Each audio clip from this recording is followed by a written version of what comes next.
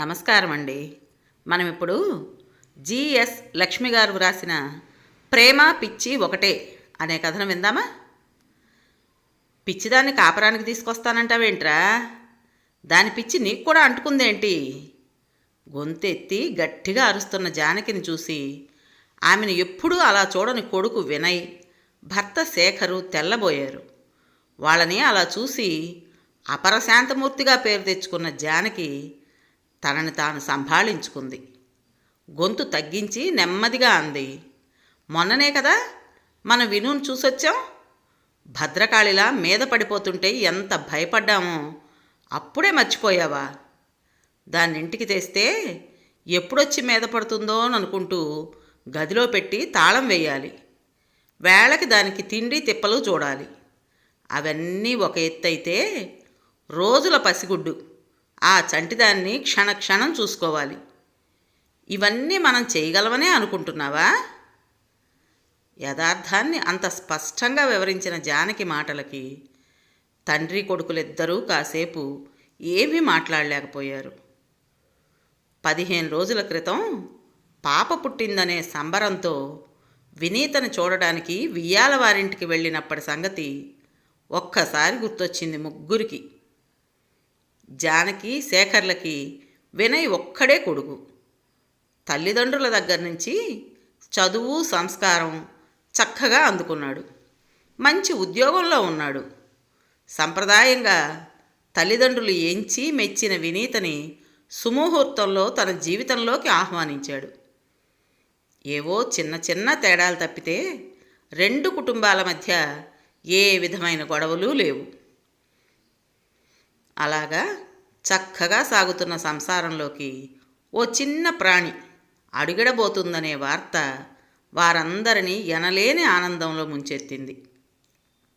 2 దశాబ్దాల తర్వాత మళ్ళీ ఇంట్లో చంటిపాప పారాడబోతోంది.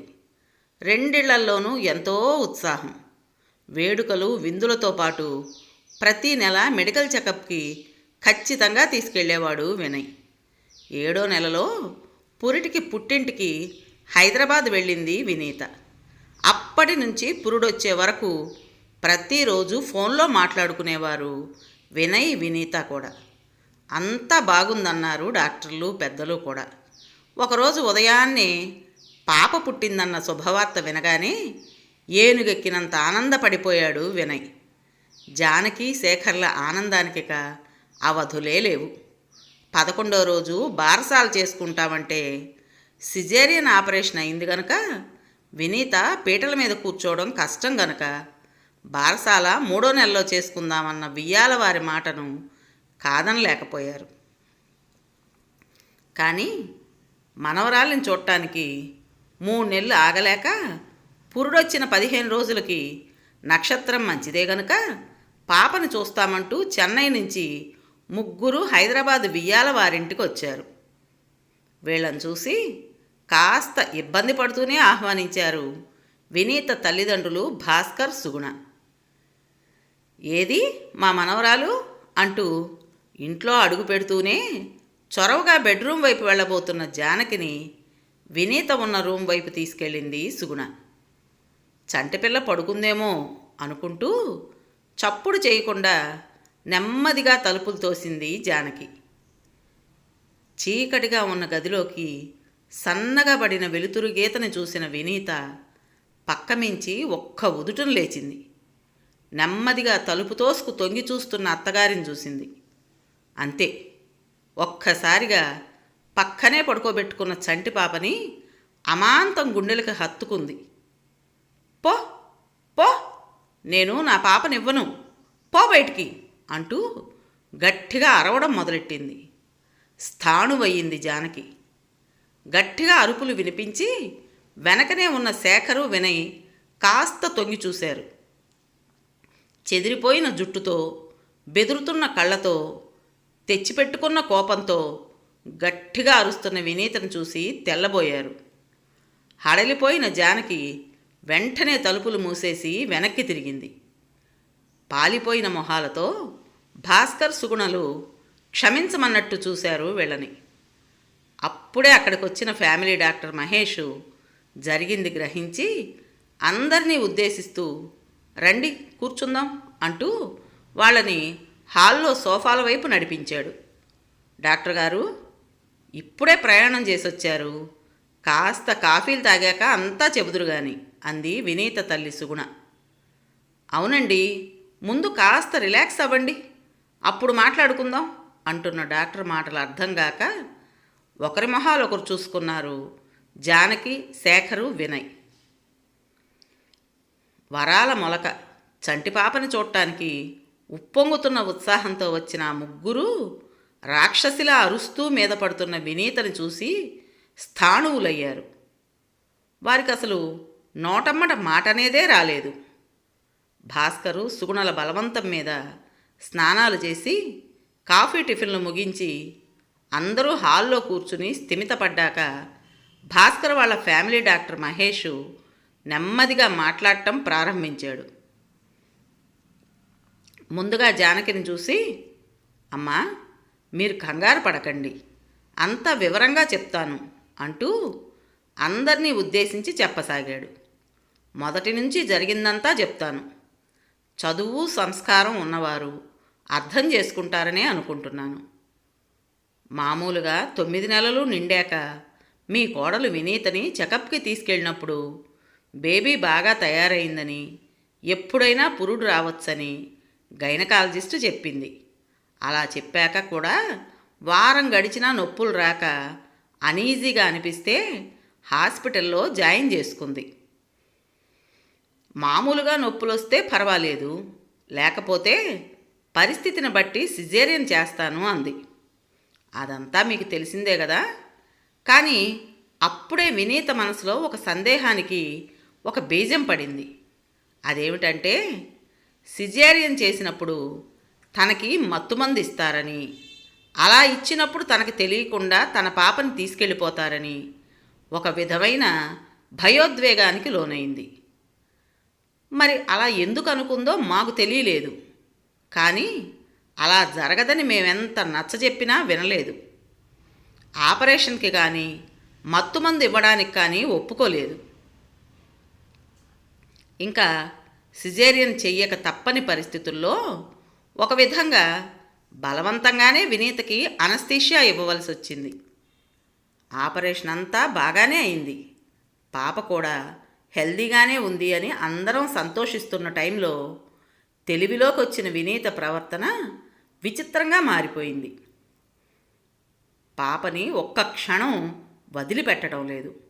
ఒక్క క్షణం వదిలినా ఎవరో తీసుకెళ్ళిపోతారేమోననే భయం ఎందుకో తనలో ప్రవేశించింది. తన దగ్గరికి ఎవరైనా వస్తే చాలు తన పాపని తీసుకెళ్ళిపోతారనే భయంతో చంటిపిల్లని మరింత దగ్గరికి తీసుకుని గట్టిగా అరిచేస్తోంది. ఎందుకు ఇలా చేస్తోందో మాకేమీ అర్థం కావడం లేదు. ఆపరేషన్ అంతా బాగా జరిగి తల్లి బిడ్డ క్షేమంగా ఉన్నారని సంతోషపడుతుండగానే ఏమిటో వినీత ప్రవర్తన ఇలా మారిపోయింది. వింటున్న శ్రోతలు నిశ్చేష్టులయ్యారు. డాక్టర్ చెప్పడం ఆపగానే కళ్ళనీళ్ల పర్యంతమవుతూ తనకి తెలియకుండా మత్తుమందు ఇచ్చేశామని, మా మీద కూడా నమ్మకం పోయి పాపని మా చేతికి కూడా ఇవ్వడం లేదు, ఎవరొచ్చి తన పాపను తీసేసుకుంటారో అన్నట్టు గాలి కూడా రాకుండా తలుపులు కిటికీలు మూసేసుకుని ఆ చంటిదాన్ని ఒళ్ళో పెట్టు కూర్చుంటుంది. అందుకే ఇప్పుడు మీరు వెళ్ళగానే పాపను తీసేసుకుంటారేమోనని అంత గట్టిగా అరిచేసింది అంది సుగుణ. వింటున్న శేఖర్ కుటుంబం తెల్లబోయింది. వినయ్ వినీతల వివాహం జరిగి అప్పటికి 4 ఏళ్ళయింది. అత్తగారిని తల్లి స్థానంలో నిలబెట్టుకుని ఆవిడ చెప్పినట్టే వినయ్ వాళ్ళ కుటుంబ పద్ధతులకి సాంప్రదాయాలకి చాలా తొందరగా అలవాటు పడిపోయింది వినీత. ఇప్పటి రోజుల్లోని ఆడపిల్లల్లా విరగబాటు లేకుండా ఇంట్లో అందరితో చక్కగా కలిసిపోయిన వినీత అంటే అత్త జానకికి చాలా అభిమానం. మామూలుగానే ఆడపిల్లలంటే కొంచెం ఇష్టపడే జానకి వినీత కోడలయ్యాక తనకి కూతురు లేని లోటు తీరినట్టే అనుకుంది. గర్భవతి అయ్యి 7వ నెల వెళ్ళిపోతుందనగా ఇంకా తప్పదన్నట్టు పురిటికి పుట్టింటికి వచ్చింది. అలా వచ్చిందన్న మాటే గాని రోజు ఉదయం సాయంత్రం చెన్నై ఫోన్ చేసి వినయ్తోనూ జానకితోనూ మాట్లాడి అక్కడి ఇంట్లో ఆ రోజు ఏం జరిగిందో తెలుసుకుంటూనే ఉండేది వినీత.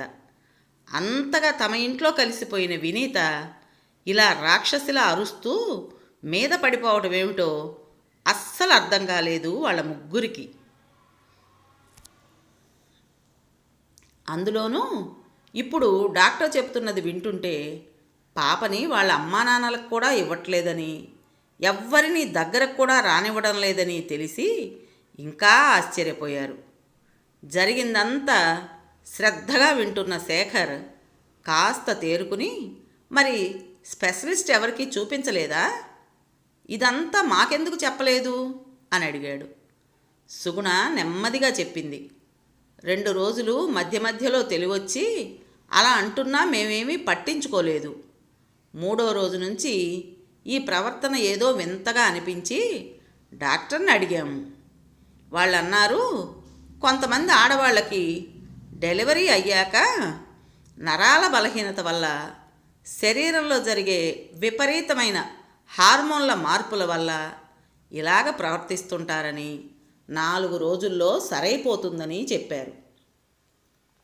4 రోజులేమిటి, అప్పుడే 15 రోజులు అయిపోయింది కదా అడిగింది జానకి. భాస్కర్ అందుకున్నాడు. అవునండి, వారం దాకా ఓపిక పట్టాము. తర్వాత మాకు భయం వేసి స్పెషలిస్ట్ని కలిసాము. వాళ్ళు టెస్టులు చేసి హార్మోన్ల మార్పు ప్రభావం చాలా ఎక్కువగా ఉందని చెప్పి దానికి తగ్గ మందులు ఇచ్చారు. ఈ వారమంతా వాడాము.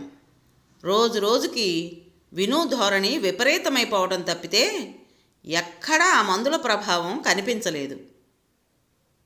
మరిప్పుడు ఎలా? ఆతృతగా అడిగాడు వినయ్. డాక్టర్ మహేష్ వినయ్ వైపు తిరిగి చెప్పాడు.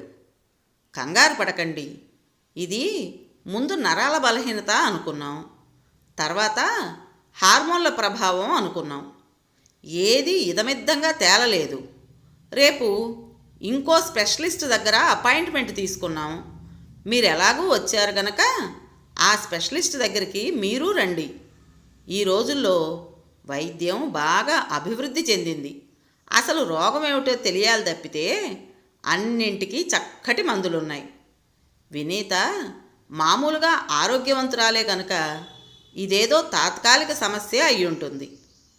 రేపు ఆ డాక్టర్ని అందరి సందేహాలు అడుగుదాం. డాక్టర్ మాటలు విన్న శేఖర్, జానకి, వినయ్లకి ఏం మాట్లాడాలో తోచలేదు. భాస్కర్ కల్పించుకుని, బావగారు దయచేసి రేపు మీరు కూడా మాతో రండి. మాకసలే ఈ పిల్ల ఇలా అయిందేమిటా అని బెంగగా ఉంది. మీరు పక్కనుంటే కాస్త ధైర్యంగా ఉంటుంది అన్నాడు. అంతకన్నానా? అసలు రేపు విషయం ఏమిటో కనుక్కుందాం. ఏం మాట్లాడాలో తెలియని పరిస్థితిలో ఉన్న శేఖరు భాస్కర్కి మాటిచ్చేశాడు. వినయ్కైతే అంత అయోమయంగా అనిపించింది. ఈ వినీత తన వినీతేనా అన్న అనుమానం వచ్చింది. ఎప్పుడు చక్కగా తయారయ్యి నెమ్మదిగా మాట్లాడుతూ నవ్వుతూ చలాకీగా ఉండే ఆ వినీత ఎక్కడా? ఇలా చిందరవందరగా ఉన్న జుట్టుతో, ఎర్రబడ్డ కళ్ళతో, గట్టిగా అరుస్తూ రాక్షసిలా మీద పడిపోతున్న ఈ వినీత ఎక్కడా? అసలు ఎక్కడైనా పోలికంటూ ఉందా? మొన్నటిదాకా తను వినీత పుట్టబోయే పాప గురించి ఎన్ని కలలు కన్నారు, ఎన్ని కబుర్లు చెప్పుకున్నారు. ఇప్పుడు ఆ పాపని చూడడానికే కుదరటం లేదే. ఎందుకు ఇలా జరిగింది? తల పట్టుకుని కూర్చున్నాడు. జానకి నెమ్మదిగా కొడుకు దగ్గరికి చేరింది. కంగారు పడకు నాన్న, రేపు డాక్టర్ దగ్గరికి వెళతారుగా, ఆయనకంతా తెలుస్తుంది అంటూ కొడుకుని ఓదార్చింది. కానీ ఆమెకు మటుకు ఇదంతా ఏదో సీరియస్ విషయమే అయ్యుండాలనిపించింది. ఎంతమంది పురుళ్ళు పోసుకోవడం లేదు? అందరికీ హార్మోన్ల మార్పులు ఇంత విపరీతంగా ఉంటాయా? ముఖ్యంగా పాప దగ్గరికి ఎవ్వరినీ రానీయకపోవడం ఏంటి? ఎంత సర్దుకుందామన్నా సర్దుకోలేకపోతోంది జానకి. మర్నాడు స్పెషలిస్ట్ దగ్గరికి వినీత రిపోర్ట్లు తీసుకుని అందరూ వెళ్ళారు. ఆయన కేసునంతా క్షుణ్ణంగా పరిశీలించారు. వీళ్ళందరినీ కూర్చోబెట్టి వివరించారు. చూడండి, మీరందరూ చదువుకున్నవారు, ప్రపంచ జ్ఞానం ఉన్నవారు. ఇప్పుడు మీకందరికీ తెలుసున్నదైనా ఒక విషయం వివరించాలి. మన పెద్దవాళ్ళు కూడా అంటుంటారు, ఆడదానికి ప్రసవం అన్నది మరో జన్మ లాంటిదని. ఆ సమయంలో స్త్రీ శారీరకంగానూ మానసికంగానూ చాలా రకాల మార్పులకి, ఒత్తిడులకి లోనవుతుంది. కొత్తగా తల్లయ్యే స్త్రీ గురించి మన దేశంలో కన్నా విదేశాల్లో చాలా పరిశోధనలు చేశారు. శరీరము, మనసు కూడా ఎన్నెన్ని రకాల మార్పులకి, ఉద్వేగాలకి లోనవుతుందో చెప్పారు. అందుకే మనవాళ్ళు కూడా తల్లయ్యే ప్రతి స్త్రీ మనస్సు ప్రశాంతంగా, సంతోషంగా ఉంచాలని కుటుంబ సభ్యులందరికీ చెబుతుంటారు. మెడికల్ సైన్సు ఇంతగా అభివృద్ధి చెందిన ఈ రోజుల్లో నెల తప్పినప్పటి నుంచి గర్భవతి అయిన మహిళ డాక్టర్ల పర్యవేక్షణలోనే ఉంటోంది. ఈ విషయంలో, వినీత విషయంలో మీరంతా ఏమీ తక్కువ చేయలేదు. అమ్మా నాన్నల కన్నా ఎక్కువగా అత్తమామలు, భర్త ఆమెను చూసుకున్నారు. మానసికంగాను శారీరకంగాను కూడా ఆమెకి ఏ లోటు లేదు. కానీ ప్రసవం తర్వాతే వినీత ఇలా ప్రవర్తిస్తోందంటే ఎందుకని మనం ఆలోచించాలి. ఆసక్తిగా వింటున్న శ్రోతలు కుర్చీల్లో కాస్త ముందుకు జరిగారు. మెడికల్ సైన్స్ ప్రకారం చెప్పాలంటే ప్రసవమైన స్త్రీలలో 90% మంది ఆ తర్వాత జరిగే ప్రసవానంతర రక్తస్రావానికి ఒక విధమైన మానసిక బలహీనతలకు గురవుతారు. కానీ అందులో 50% మంది ఆ తర్వాత 4 రోజుల్లోనే మానసికంగా దానిలోంచి బయటపడతారు. మరో 20% మంది ప్రసవమైన 2 వారాల్లో మామూలు మనుషులవుతారు. కానీ 20% మందిలో మటుకు ఈ మానసిక రుగ్మత అన్నది 2 వారాలైనా పోదు. ఆ కోవలోకే వచ్చింది ఇప్పుడు ఈ వినీత. ఎందుకంటారండి? ఆతృతగా అడిగింది సుగుణ. అడగటమైతే సుగుణే అడిగింది, కానీ జవాబు వినడానికి అక్కడున్న అందరూ అంతే ఆతృతతో చూస్తున్నారు. దానికి చాలా కారణాలుంటాయి. ప్రసవానికి ముందు వినీత చాలా సంతోషంగానే ఉన్నట్టు తెలుస్తోంది. ఆపరేషన్ కూడా అంతా బాగానే అయింది. ఆ తర్వాతే ఆమెలో ఈ వింత ప్రవృత్తి కనపడుతోందంటే దాని వెనకాల ఏదైనా బలమైన కారణం ఉండుండాలి. ఆమె మనసు మూలల్లో ఎక్కడో ఆమెకే తెలియని ఒక భయం, భీతి ఉండుండాలి. స్వంత తల్లిదండ్రులకు కూడా పాపని ఇవ్వడం లేదంటే ఆమె మనసులో ఉన్న భయం ఏమిటో మనకు తెలియాలి. అప్పుడు కానీ మనం దాని గురించి ఏమీ చేయలేము. డాక్టర్ మాటలు వింటున్న వాళ్ళకి విషయం మరింత అయోమయంగా అనిపించింది. డాక్టర్ మళ్ళీ అన్నాడు, దీనికి మెడికల్ భాషలో చాలా పెద్ద పదమే ఉంది. ఇటువంటి దానిని మా వైద్య పరిభాషలో పోస్ట్ పార్టం డిజార్డర్ అంటాం. మామూలు భాషలో చెప్పాలంటే ది బేబీ బ్లూస్. 10% కేసుల్లో ప్రసవం అయిన తర్వాత కలిగే శారీరక, మానసిక అస్థిరత్వం వల్ల, శరీరంలో విపరీతంగా జరిగే హార్మోన్ల మార్పుల వల్ల మనసు మూలల్లో ఎప్పుడో దాగున్న భయాలన్నీ బయటపడతాయి. ఇప్పుడు వినీత 10% మహిళల్లో వచ్చే మానసిక రుగ్మతలో ఉంది. దానికి కారణాలేమిటో కనుక్కోవాలి. ఎలా తెలుస్తుంది డాక్టర్? భాస్కర్ వెంటనే అడిగాడు. మీరు కంగారు పడకండి. నాకు తెలిసిన సైకియాట్రిస్ట్ ఉన్నాడు. నేను స్పెషల్ కేసుగా చెప్తాను. మీరు వెళ్ళి ఆయన్ని కలవండి.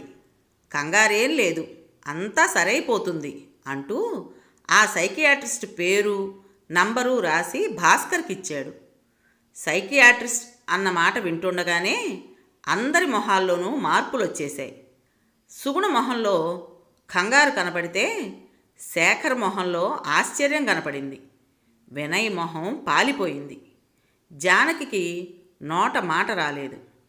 యాంత్రికంగా నమస్కారం చేస్తూ డాక్టర్ దగ్గర సెలవు తీసుకున్నారు అందరూ. ఆ రాత్రే బయలుదేరి వెనక్కి చెన్నై వచ్చేశారు శేఖర్ కుటుంబ సభ్యులు. అప్పటికప్పుడే అది జరిగి 15 రోజులైంది. అదంతా గుర్తొచ్చింది జానకికి. ఆ తర్వాత వియ్యాల వారిద్దరి మధ్య రోజూ వినీత విషయమై ఫోన్లో సంభాషణలు జరుగుతూనే ఉన్నాయి. శేఖరు, వినయ్ రోజూ భాస్కర్ నుంచి వివరాలు తెలుసుకుంటున్నారు. జానకి మటుకు స్తబ్దుగా అయిపోయింది.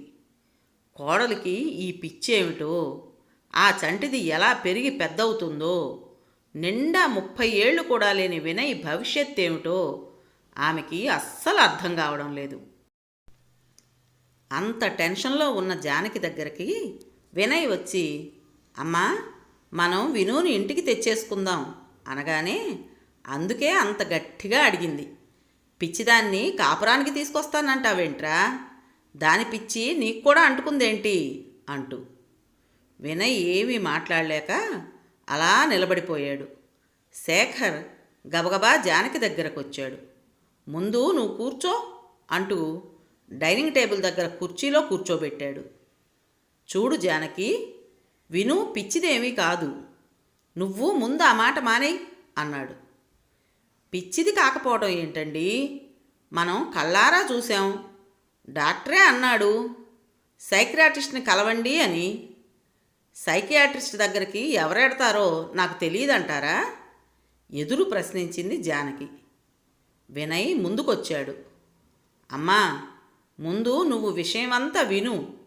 ఈ 15 రోజుల్లోనూ మామయ్య గారు వాళ్ళు ఎంతమందిని కలిశారో, వాళ్ళేం చెప్పారో అన్నీ చెప్తాను అంటూ తల్లి పక్కన కుర్చీలో కూర్చుని వినయ్ నెమ్మదిగా వివరించాడు. మామయ్య గారికి లక్ష్మి అని ఒక చెల్లెలు ఉండేదిట. అంటే వినుకి మేనత్త అన్నమాట.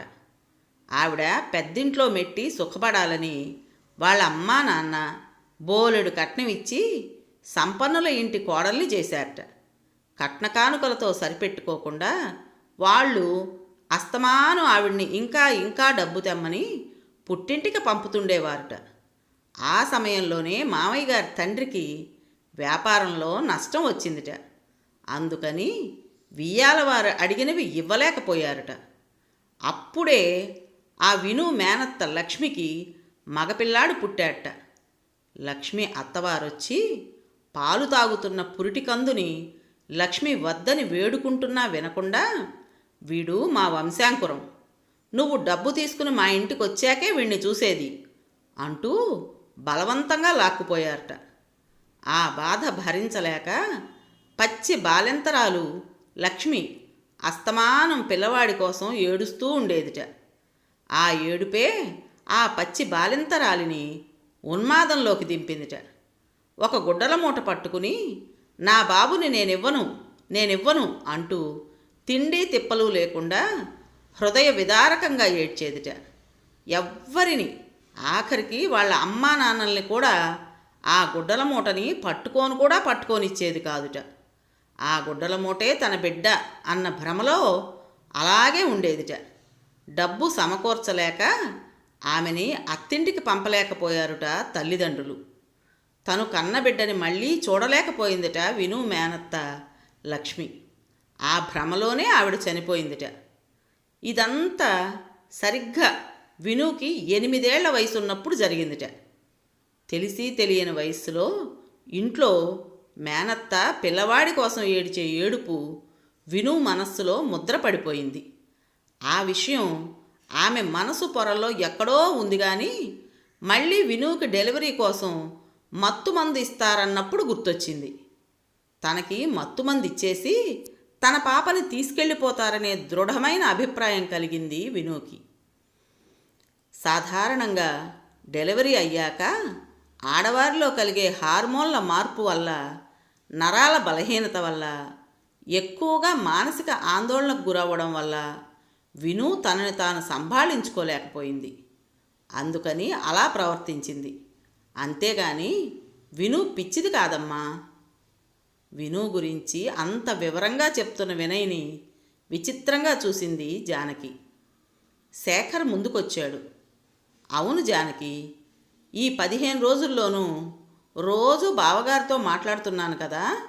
ఆయన చెప్పారు, సైకియాట్రిస్టు వినుని బాగా పరీక్షించి కారణం ఇది అని చెప్పగానే స్పెషలిస్టు విను తొందరగా కోలుకోవడానికి మంచి మందులు ఇచ్చాట. కానీ మందులతో మాత్రమే పని జరగదని, దానితో పాటు ఇంట్లో వారి సహకారం వినుకి చాలా కావాలని చెప్పాట. వాళ్ళు కౌన్సిలింగ్లో ఎలా చెప్పారో అలాగే జాగ్రత్తగా విను మనసు కుదుటపడేటట్టు చూసుకున్నారట ఇన్నాళ్ళు. నెమ్మదిగా మార్పు కనపడుతోందిట. ఇప్పుడు పాపని వాళ్ళ అమ్మా నాన్నలకి అందిస్తోందిట విను. వాళ్లతో పాటే మన సహకారం కూడా ఉంటే తొందరగా మనుషుల్లో పడుతుందని డాక్టర్లు చెప్పారట. అందుకనే వినుని ఇక్కడికి తీసుకొస్తున్నామని చెప్పారు బావగారు అన్న శేఖర్ మాటలకి తలెత్తి చూసింది జానకి.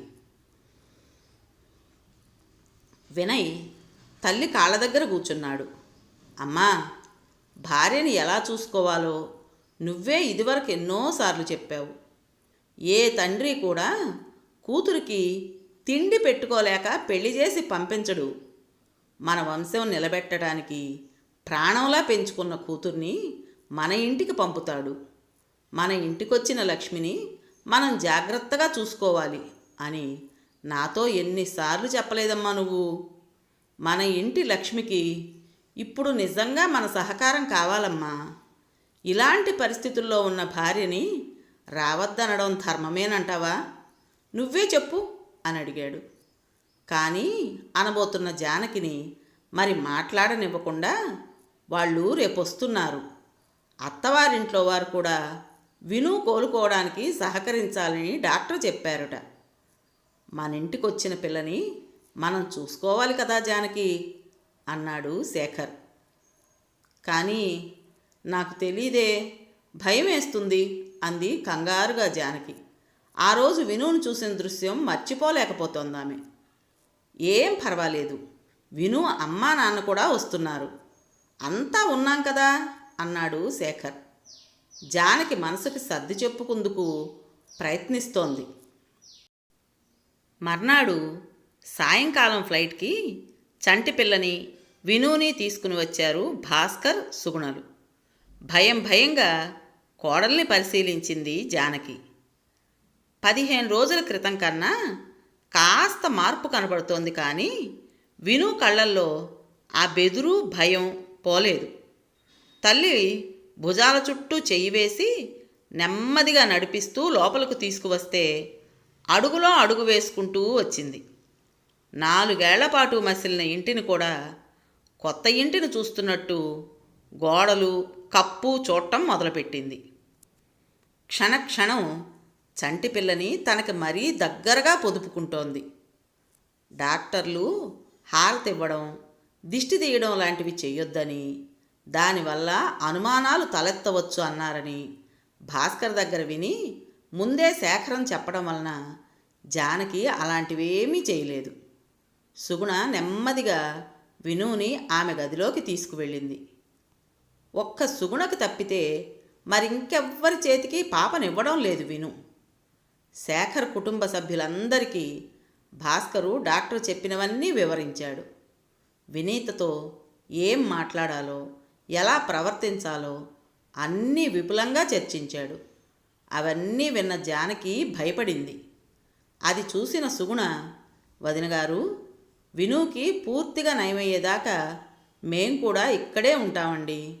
డాక్టర్లు అమ్మా నాన్నలతో పాటు భర్త, అత్తమామల సహకారం కూడా ఉంటే తొందరగా కోలుకుంటుందని అన్నారని ఇలా తీసుకువచ్చాం. అసలు ఇలా వస్తామని అడగటానికి మేము చాలా భయపడ్డాం. చాలామంది ఈ పిల్ల పిచ్చిదైపోయింది, మాకొద్దు అని మీరంటారని చెప్పారు. కానీ మీరు పెద్ద మనసు చేసుకుని మాకు ఈ అవకాశం ఇచ్చారు. మీకు ఎన్ని దండాలు పెట్టినా తక్కువే అంటూ కళ్ళ నీళ్లతో 2 చేతులు ఎత్తి దండం పెట్టింది. జానకి కంగారుగా, అయ్యయ్యో అలా అనకండి, విను ఈ ఇంటి కోడలు. మా వినయ్ మనసులో ఉన్న విను కోసం ఏమైనా చేస్తాను కానీ ఏం చెయ్యాలో ఏమిటో కాస్త మీరు చెబుతుండండి అంతే అంది. జానకి మాటలకి సుగుణ మనసు నిండిపోయింది. ఇంత మంచి అత్తగారు వినుకి దొరికినందుకు పొంగిపోయింది. ఏమీ లేదండి, ఎవరైనా పాపని తన దగ్గర నుంచి తీసుకెళ్ళిపోతారనే భయం వినులో పోవాలంటే ఇంట్లో ఉన్న వాళ్ళ మీద వినుకి నమ్మకం కలగాలని డాక్టర్ చెప్పాడు. ఈ వారం రోజుల్లోనూ మా మీద నమ్మకం కలిగింది వినుకి. ప్రసవానంతరం ఇలా నరాల బలహీనతకి, హార్మోన్ల మార్పుల్లో వచ్చే మానసిక రుగ్మతలకి మందులు వాడుతున్నప్పుడే చుట్టూ ఉన్నవాళ్ళు కూడా వినుకి మానసిక ధైర్యం అందిస్తే తొందరగా కోలుకుంటుందని డాక్టర్ చెప్పారు. వినుకి కన్నబిడ్డ పాప మీదున్న మమకారం శారీరక మానసిక బలహీనతల వల్ల ఇలా పిచ్చిలా మారిందని అన్నారు. సుగుణ మాటలు వింటున్న జానకి ఆమె మాటలని మధ్యలోనే ఆపింది. పిచ్చి అనకండి వదిన గారు, అది కన్న కడుపు మీద ప్రేమ. ఆ ప్రేమ వ్యక్తపరిచే తీరు మనకి పిచ్చిలా కనిపిస్తోందంతే. మీరు వినీతను తీసుకుని వస్తున్నారన్న విషయం తెలిసి శ్రేయోభిలాషులం అనుకునే కొంతమంది మమ్మల్ని కూడా హెచ్చరించారు. సైకియాట్రిస్ట్ దగ్గర వైద్యం చేయించుకుంటున్న పిల్లని మీరింటికి తెచ్చుకోక్కర్లేదు, పిచ్చిదంటే ఏ కోర్టైనా సులభంగా విడాకులు ఇచ్చేస్తుంది, ఆ పిచ్చిదాన్ని వదిలించుకుని మరో అమ్మాయిని తెచ్చుకోండి అంటూ ఉచిత సలహాలు చాలా ఇచ్చారు. అలా కుదరదన్నామని మమ్మల్ని పిచ్చివాళ్లనే అన్నారు. లోకం తీరు అంతేనండి, పిచ్చికి ప్రేమకి తేడా తెలుసుకోలేరు. నాకేదో గొప్ప మనసుందని మీరు అంటున్నారు కానీ కాదండి, నేను అమ్మనే. నా కొడుకు మీద నాకు పిచ్చి ప్రేమే. అందుకనే ఆ కొడుకు కోసమే వినుని దగ్గరికి రానిచ్చాను. ఆ కొడుకు సంతోషం కోసం ఏమైనా చేస్తాను. ఆ ప్రేమకి మీరు మరో పేరు పెట్టుకుంటే పిచ్చి అనే అనుకోండి. ప్రేమ పిచ్చి ఒకటే అంటున్న జానకికి చేతులెత్తి దండం పెట్టింది సుగుణ. విన్నారు కదండి, మరి ఈ కథ మీకు నచ్చిందా? నచ్చినట్టయితే లైక్ చేసి మరో నలుగురికి షేర్ చేయండి. అలాగే ఈ కథ పైన మీ విలువైన అభిప్రాయాన్ని కామెంట్ బాక్స్లో తప్పకుండా తెలియజేస్తారు కదూ. మరి ఇంత మంచి కథను మనకు అందించిన రచయిత్రి లక్ష్మి గారికి మనందరి తరపున మనస్ఫూర్తిగా ధన్యవాదాలు తెలుపుకుంటూ, ఇటువంటి మంచి మంచి కథల కోసం కొత్త వాళ్ళు మన ఛానల్ని తప్పకుండా సబ్స్క్రైబ్ చేసుకోండి. రేపు మరో మంచి కథతో మీ ముందుకు వస్తాను. అప్పటి వరకు ఉంటానండి.